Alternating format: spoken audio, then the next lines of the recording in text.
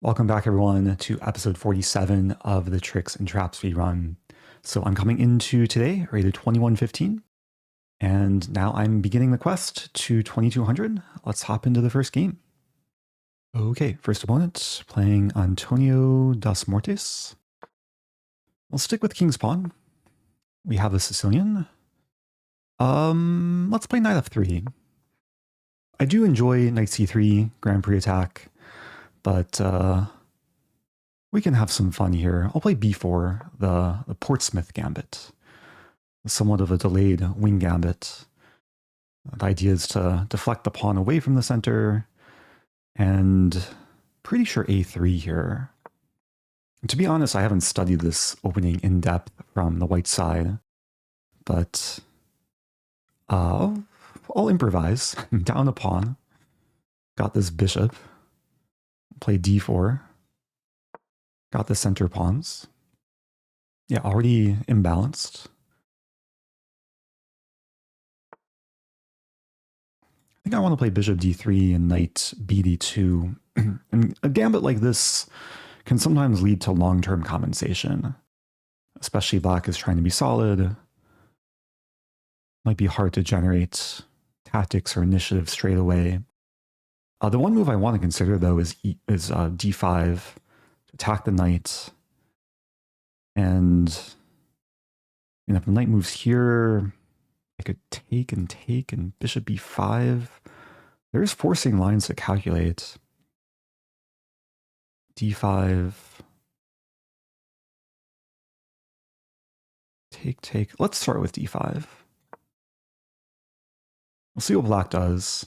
So I think the trade of e-pawns should help white, because I'll castle sooner and then try and use a file. So black keeps pawn tension, plays knight CE7. Yeah, the king side is going to be maybe even slower to develop with a knight here.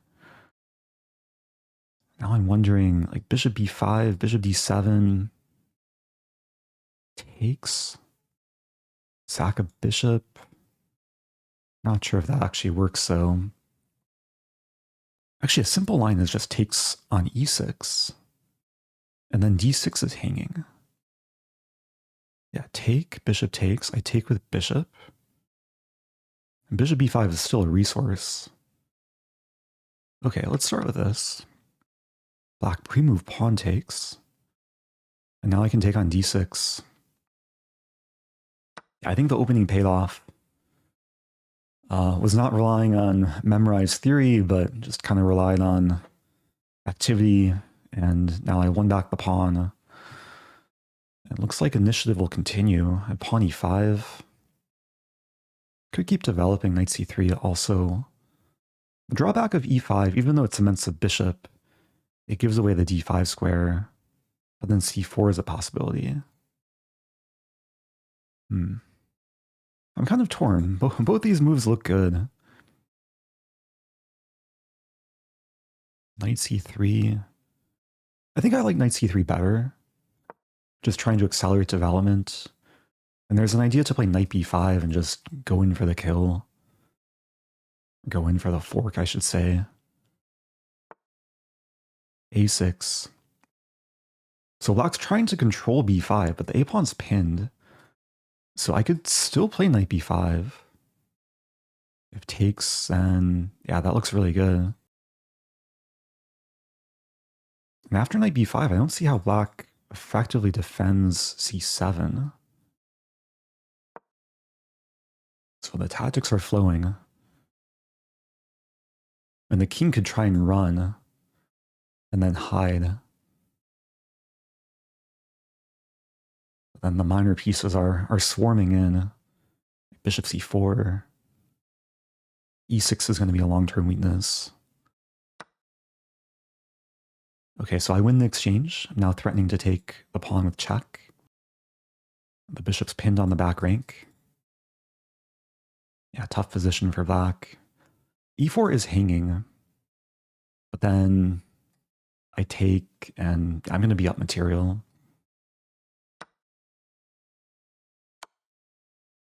Expecting knight C6. Oh, there is a line. Oh, there's a funny line. Okay, so imagine bishop takes f8. We trade queens. I get forked. King e2, I lose a rook, but then I win the bishop. And then I'll be up a piece in the end. Also, the knight will be trapped, so I'll probably be up 2 pieces. Yeah, let's do it. And this will be a nice way to simplify. Okay, black allows this. The bishop's going to fall. No mercy. Okay, 16 move win with the Portsmouth Gambit. Can't remember if I played the Portsmouth this episode. Looks like Levybot is impressed. Okay. Yeah, if we just quickly check the opening, I think there are a few ways to play this as white. Like you can play d4 immediately. Engine actually likes d4. I remember studying this from the black side, and there's actually a cool trap that black can employ. How does it go, though? I think it's d4, e6. And then if white plays d5 prematurely, there's queen f6, and the rook is a target. And, okay, engine slightly prefers black here. So that's a bit of prep from the other side. What happened this game after takes was very pleasant. Black's under pressure. Engine says g6 is preferable. But after d5, yeah, this got good really quickly for white.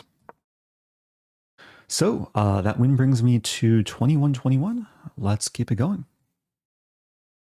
And this time I'm black. We have d4. Play knight f6. And let's play another opening that I don't think I've played this series, is a Knight's Tango, also known as a Mexican defense. g3 played very quickly.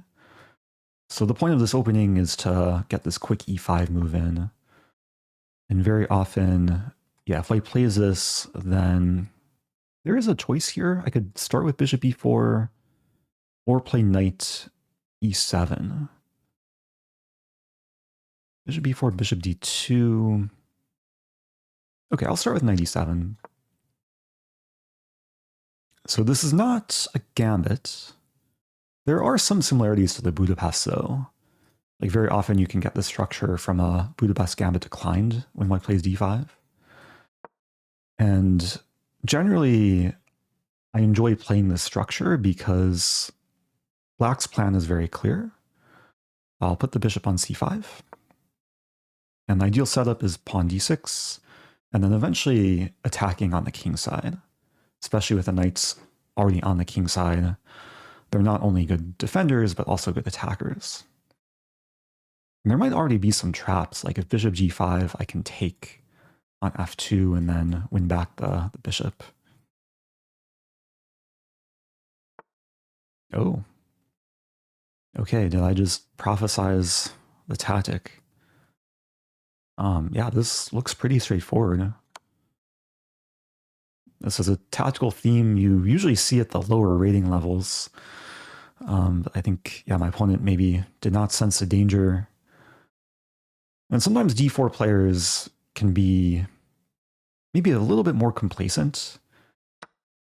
As white was playing like very natural developing moves, but against a specific setup from black, yeah, bishop g5 was not good. Queen takes g5 is coming next. I guess I could pre-move. Yeah, white has 3 legal moves. And now I'm threatening the fork. Yeah, this could downward spiral for white very quickly. Knight f3 is interesting. So if I fork, in king f2 I take with check. If king e1 I take the bishop with check. But king g1. I could go into that and then take, we trade queens, I take white structures damage, I'm up a pawn. So that looks promising. I do want to consider queen e3. Threatening mate, I think white would have to play queen e1. Yeah, do I not have a great follow-up? I mean, there's e4. That looks good too, actually. e4, and then the knight doesn't have a great square. Knight g1. Okay, what do I want to do? There's also this to then thread knight e3. Yeah, choices. I don't want to spend too much time. I'm going to go the simple route. Knight e3. Already got the opening trap. Let's keep control. I could actually take on b2 if I want to win another pawn. It's interesting. Takes on b2. And then I'm attacking c4. I could play c5. I like this better. Because once the pawns are doubled, then there's very simple positional play for black. Starting with pawn d6. And the plan is b6, maybe include a5, and then bishop a6. And long term, I don't think this pawn is going to survive. Like eventually the knight can hop around, maybe to c5, maybe even to a5 in a very distant future. Yeah, sometimes you see the structure from like a Nimzo or Grand Prix attack. I'm going to start with a5. If I start with bishop a6... Oh, actually bishop a6 white had no defense. Maybe I should have done that. Okay, white's attacking f7. Let's just castle. I was going to say that like, white's one potential idea is to get their pawn to a5 if I didn't play a5 myself. Okay, now bishop a6. White doubles up. Maybe I should play h6 first. Yeah, kick the knight. Oh, this gives white time to go back to d2. It might actually take some work to win the pawn. I do have an idea. a4, rook a5, rook c5. And then bishop a6. Yeah, sometimes when the structure is closed, you can be a bit more imaginative with like long-term maneuvers. There's just more time to execute like multi-move ideas. Okay, with the knight on e4, yeah, let's start with this. Expecting knight d2. And now I could play f5. f5, rook f1, knight e7. Don't think I want to commit to that. Actually, the knight is not doing anything here. Let's start with knight d7, knight e7. And then I'll decide if I want to play f5. Or maybe gradually build up like g6, king g7. It's a matter of optimizing the pieces.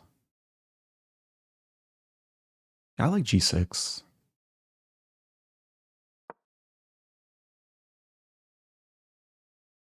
I'm not too afraid of rook f6. And I have a feeling at some point white's going to have a hard time finding a clear plan. It's hard to improve the pieces further. Okay, there is g4. I'll play king g7. I think my plan might be like f6. Okay, we see e4. I was going to say f6, rook f7, rook a8, and eventually f5. With pawn e4, this pawn can't move backwards, which means f4 is a potential outpost for the knight. So I think I'll go ahead and play g5. And I don't think white's going to stop me from getting my knight to f4. And once the knight comes here, then there's nothing to worry about on the f-file. And then eventually, I think my plan is actually to break with h5. Like rook h8, rook h7, rook ah8, create the rook battery, And then h5 can force the h-file to open, and the knight's going to be happy. Bishop's always applying constant pressure. If necessary, I could move back to c8 as well. Target g4. Yeah, this is the tricks in Traps Speedrun, but with this position, I think we're getting a nice positional lesson, like long-term planning, especially maneuvering in a closed game. Sometimes you do have to adapt to what the position calls for. Okay, knight g6. And the nice thing, especially in a rapid game or blitz game, the moves just come very naturally. Okay, white maybe wants to play h4 if I play knight f4. So I'm going to leave my knight on g6. I don't have to rush. You see bishop f1. Yeah, so let's put the rook on the h-file. h5 might be the next move. Okay, white over-defend the pawn, so the knight is mobilizing. h5. Calculating h5, h4. Looks good for me. All right, let's do it. I'm threatening to take. Then there's a pin on the h-file. White would have to take with king. And then the combination of bishop c8 and knight f4 can really put the pressure on h3. Okay, now getting ready to double up. If h4...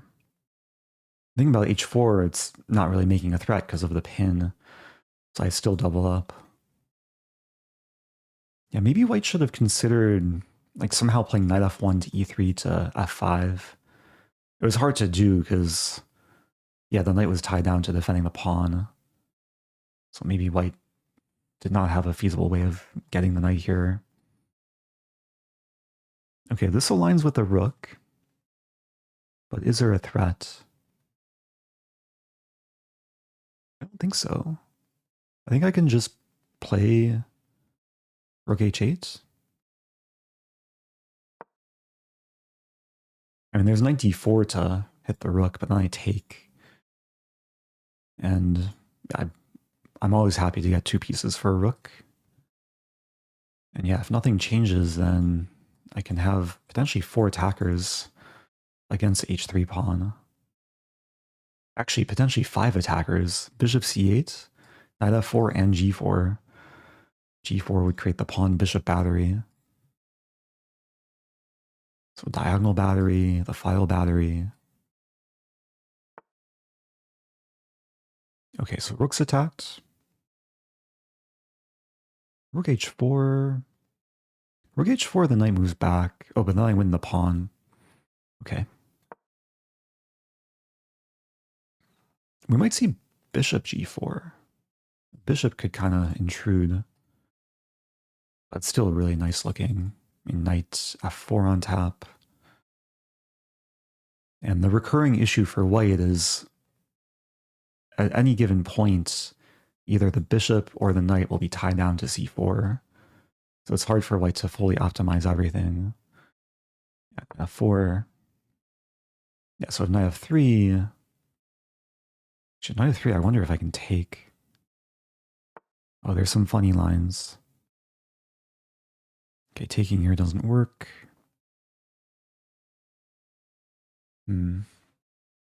Feels close. So check. Yeah, this takes a bit of work still. How to keep making progress. White's almost in Zugzwang though. I wonder if I can like play a waiting move. a4. Let's go for a4. Maybe get the pawn to a3. Yeah, keeping a sizable lead on time. Okay, white finally gives me the c4 pawn. Oh, I just walk into some tricky trap.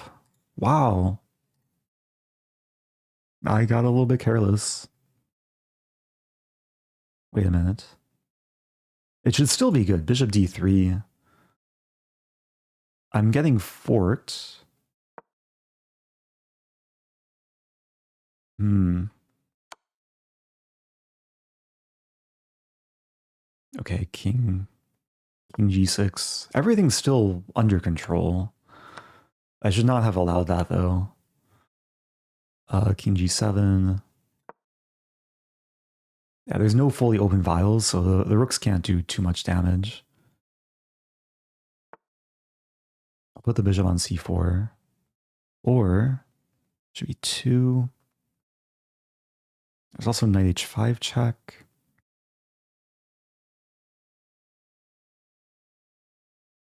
Knight h5, king f3. Yeah, bishop c4. Let's start with...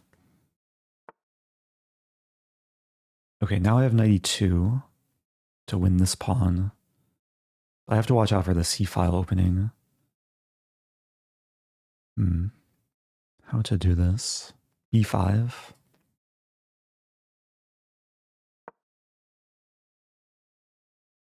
Ensuring that the bishop's defended, so when I take on c3, rook c1 is not too painful.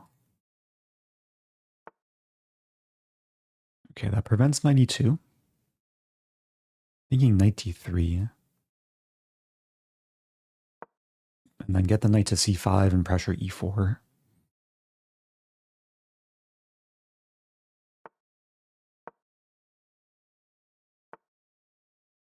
Okay, take on e4.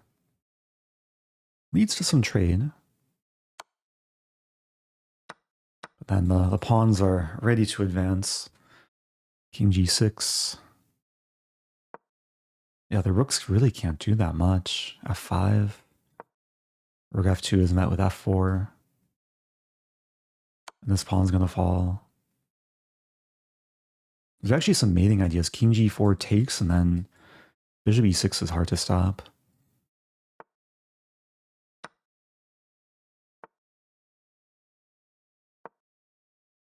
If I have connect 4, can I make it connect 5?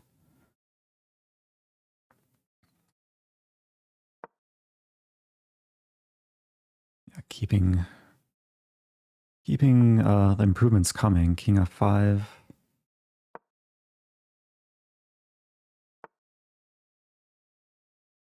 Okay, let's just do this. We'll keep pushing.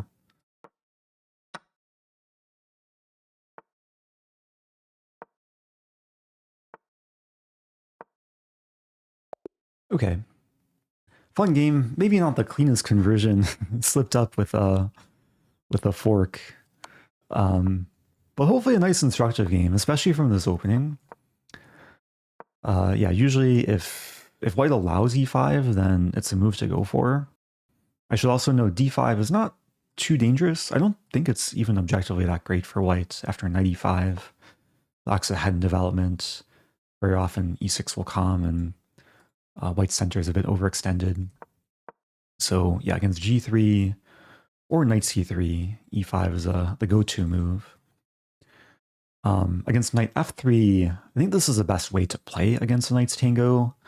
And then I think I would play e6 and then go for kind of a Bogo Indian with knight c6. And the eventual plan is to still, develop the bishop first, play d6 castle, and eventually e5. So it's a nice kind of opening weapon against d4 if you want to surprise opponent, avoid theory. Very often it will lead to this structure.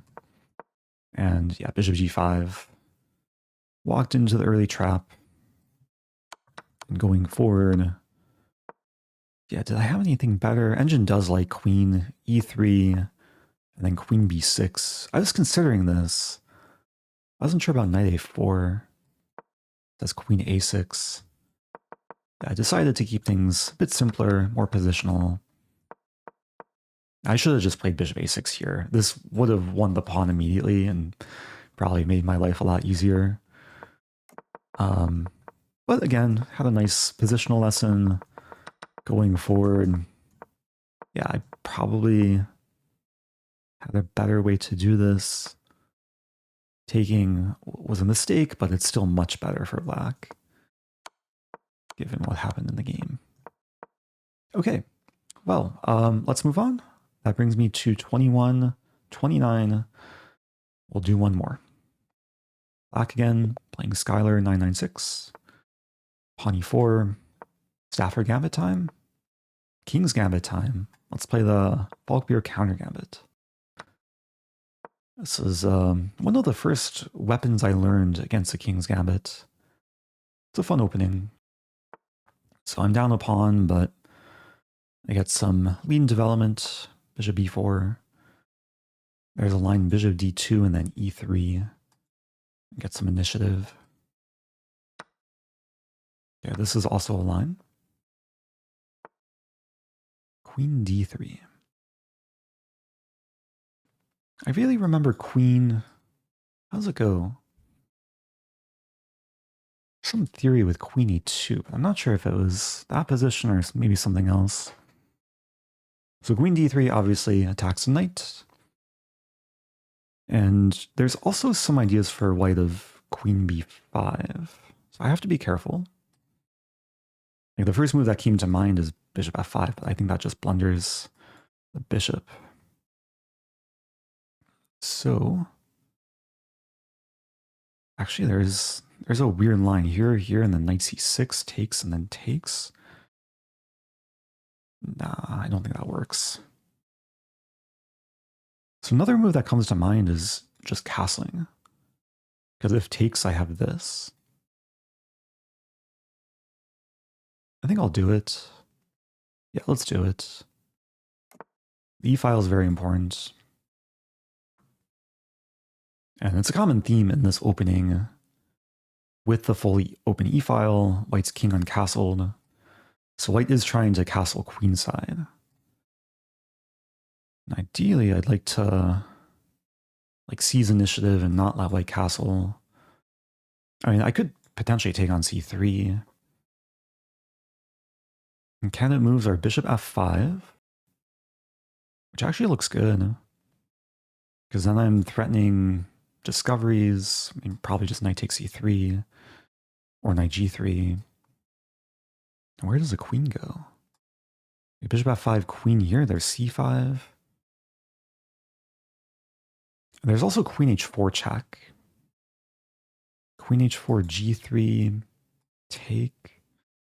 Bishop f2, there's queen e7.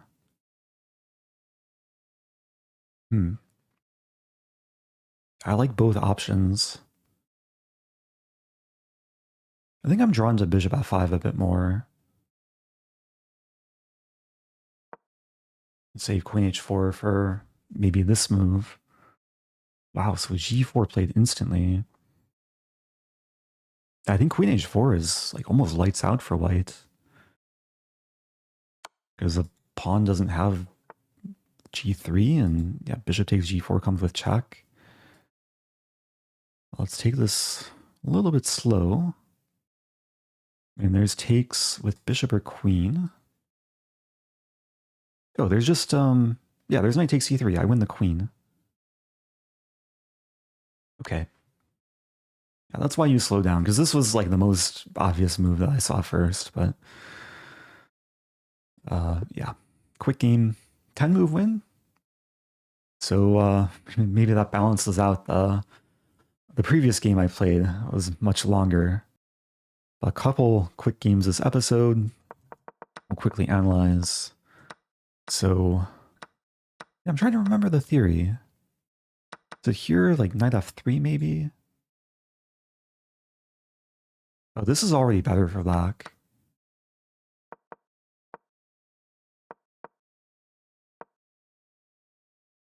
Yeah, there's some theory where white should play d3 first. And then I have some prep here, like knight f6, take, and like this is a line, knight f3, bishop c5, queen e2. This is actually like one of the best lines for white. If we went into this, I would play f5. And the most natural move, knight c3, is not good. White should play bishop e3, but most people play knight c3, and then after castling, black has some fun compensation, like take here, bishop f5, or rook e8 first. Yeah, rook e8, knight e7. And there's a lot of lines like this where you castle quickly, you pressure the e-file. If we see what happened in the game, knight c3 was included, and yeah, this is already quite good for black. I don't think there's much more to analyze. Just a good opening weapon. Okay, so I played 3 games this episode. I think I'll do one more, because that one was relatively short. Up to 2135. Here we go again. Playing Onesto. Okay, so 2 whites, 2 blacks this episode. What do I want to do? Last episode I played a couple Ponzianis. This time I'll play a Scotch Gambit. Bishop b4. Yeah, with bishop b4 I'm happy to insist on gambiting. So I'm down a pawn. This is very typical of Scotch Gambit or Goring Gambit. Very often, yeah, white just gets a quick lead in development. f7 could be a very common target. There's queen b3 ideas. There's knight g5 ideas. There's e5 ideas. I think e5 here. e5, d5. e5, d5. Take. Does get kind of weird. I think that's fine for me, though. If knight e4 attacking my pinned knight, I can be the first one to bite with bishop takes f7, queen d5. Okay, queen e7. So let's castle. Unpinning the pawn. Also, oh no, my pawn. Takes. I lose another pawn. But then, oh no, black's queen. So it's a similar theme to the previous game. I castle first. The e-file could be very relevant as a tactical weapon. The knight's attacked, so this is unpleasant for black. d5 is no longer effective because I take, hitting the queen. Maybe black can take on c3? And after takes, bishop takes. I would definitely want to calculate that line with rook e1. Okay, well, time to calculate. So if I take the knight, black takes back with bishop, rook e1. Black would have to block on e5 to save the queen.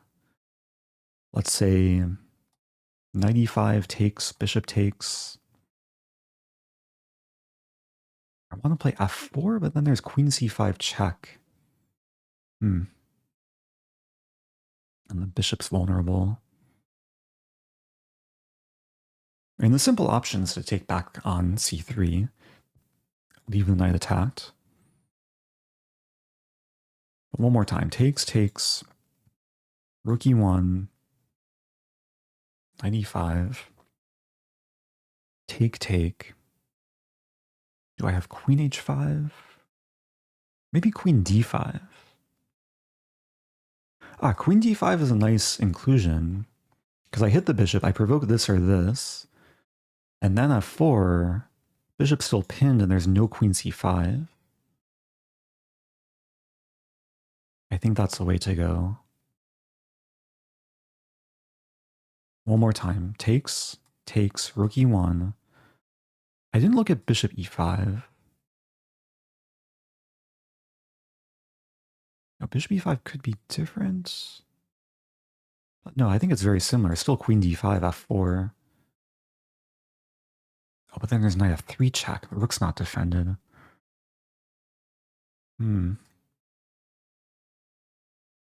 My calculations are kind of all over the place. I might just take the bishop. And then leave black in a very clear predicament. Yeah, let's do this. Because here the ball is in black's court. Other line, I would have to be the one exerting a lot of mental energy. And the line seemed kind of hazy. So I'll analyze after the game if that was actually working.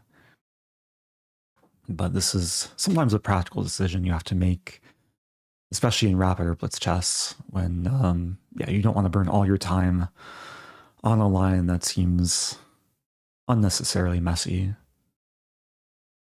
So black could play knight e4, and there's drawbacks with all these knight moves. Oh.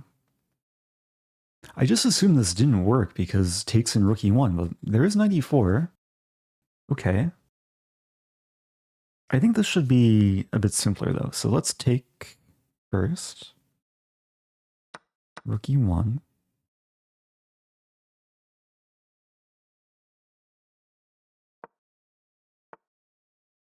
And now my first thought is actually just f3, allow this, and then queen d4. I just want to win the piece.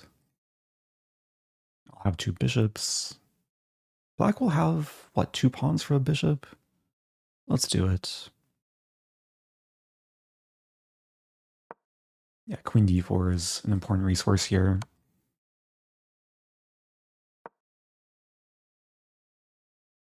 And I think it's likely we're going to trade queens. I'll win the knight. And then it might just be a matter of converting the endgame. And two pawns for a bishop is not enough to really create too much compensation. Especially because black is so underdeveloped.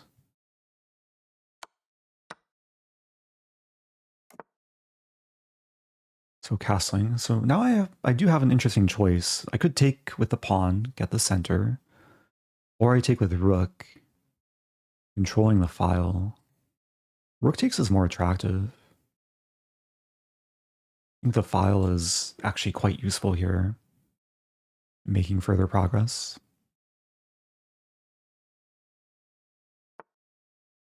Yeah, I was actually thinking about c6. Allows me to play this move. Bishop a3. I guess there's d5. Take. Gets kind of weird. I could start with d5 myself. Bishop a3, d5. Take, take. Okay, I'll play d5 myself. If c5, I play d6, and it's complete domination. b5, interesting. Again, considering bishop a3, but let's just move back. Oh, black wants c5.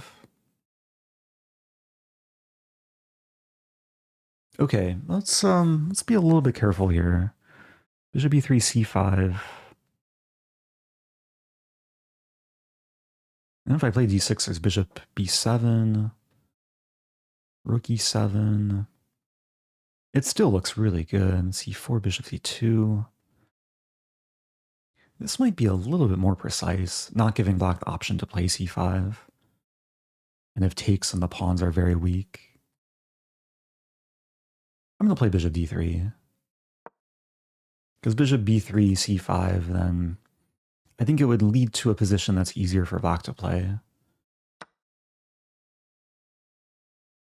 With this structure, it's definitely much, much easier for me to play, and I don't have to worry about any pawn storm. Bishop's tied down to d7.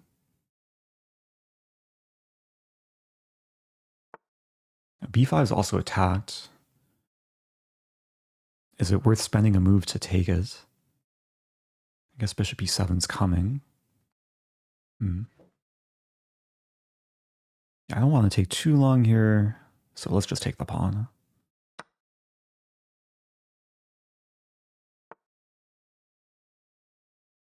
I could play bishop a4. Just keeping an eye on the d-pawn. One of the d-pawns. Bishop e3. Developing with tempo. And this is a skewer. Okay. Relatively quick win. 22 moves. Yeah, another tricky opening pays off. And as we can see, these tricky openings can still be quite effective at the 2000 plus rating level. We just check what happened this game. Yeah, after e5, engine already prefers you dominated white. The opening and converted with tactics. Gotham chess talking to me. After, yeah, e5, queen e7. I do want to analyze this tricky line. Castle, take. Engine says, I should have taken the knight. Taking the bishop is also, like, clearly better for whites, but this is apparently even better. So, what did I miss? Rook e1. I was hesitant because of bishop e5. Oh, there's some crazy engine line. Bishop takes f7. So sacking another piece, temporarily going down 2 pieces. I don't think I would have found this. How does this work even?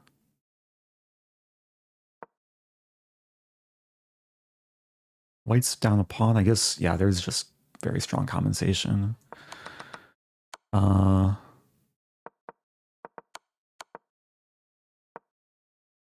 Okay, what I did in the game I think was practical. And yeah, still worked out nicely. Won the piece. And converted. Okay, well, I'm going to end it there. Hope you guys enjoyed the chess today. As always, if you like the content, do subscribe, and I'll see you guys soon. Stay tuned.